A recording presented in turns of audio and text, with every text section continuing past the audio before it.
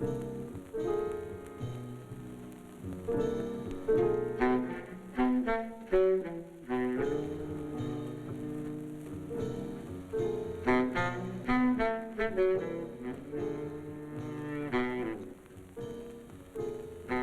fait divers a inspiré à Jacques Becker son dernier film, Le Trou. En 1947, 5 prisonniers de la santé creusèrent un tunnel pour essayer d'accéder aux égouts.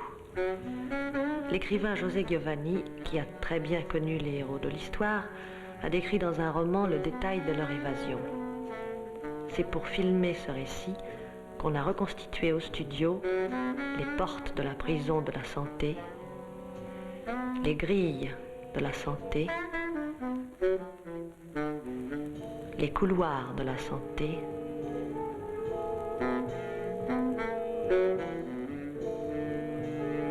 les serrures de la santé.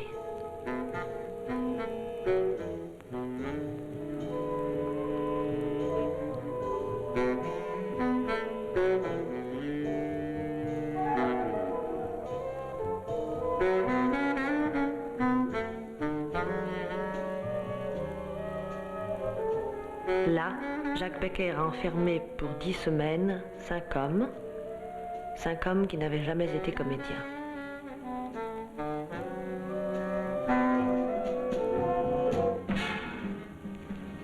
Vous êtes Jean Kéraudy. Ce n'est pas votre nom. Non, mais je l'ai conservé pour des raisons sentimentales. C'était un nom de guerre. Un nom de guerre qui vous a servi dans la Résistance? Exactement. Qu'est-ce que vous faisiez dans la Résistance? Eh bien, étant serrurier, j'avais été appelé à avoir une certaine main pour cambrioler des mairies, pour ravitailler les centres en carte de travail, d'alimentation, etc. Alors vous les cambrioliez? Oui, je cambriolais les mairies. À chaque fois qu'on avait besoin de quoi que ce soit. Et c'est à la suite de ça que vous avez été arrêté? Oui. Et vous êtes resté en prison jusqu'en 47? Oui, mais au-delà. Comment se fait-il que vous n'avez pas été libéré?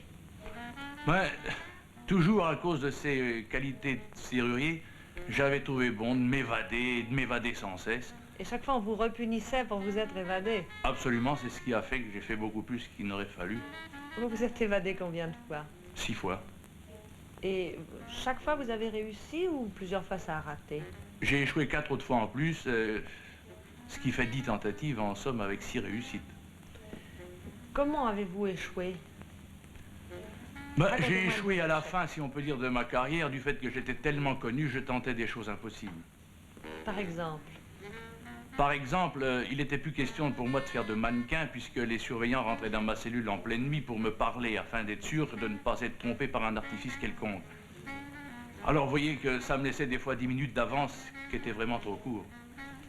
Mais qu'est-ce qui vous est arrivé de faire pour vous évader, par exemple? En tout cas, je m'attaquais qu'aux portes, aux barreaux, aux murs, enfin qu'au matériel. Vous voulez dire que vous ne vous attaquiez pas aux surveillants? Bon, bien entendu. Je crois que vous êtes resté en excellent rapport avec l'administration pénitentiaire. Oui. Ils trouvent en somme que vous vous êtes bien battus les uns contre les autres. Je crois, oui, que nous avons fait une bonne petite guerre.